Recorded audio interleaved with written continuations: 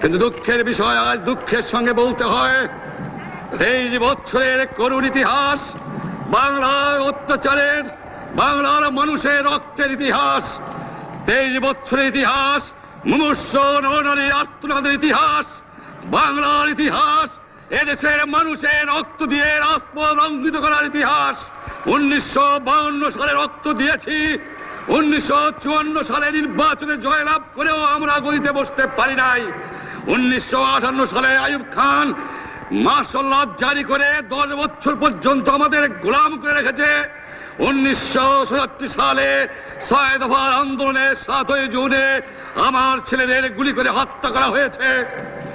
1969 আন্দোলনে আইয়ুব খানের পতন হওয়ার পরে যখন ইয়াহিয়া খান সাহেব সরকার নিলেন, তিনি বললেন দেশে শাসনতন্ত্র দেবেন, গণতন্ত্র দেবেন।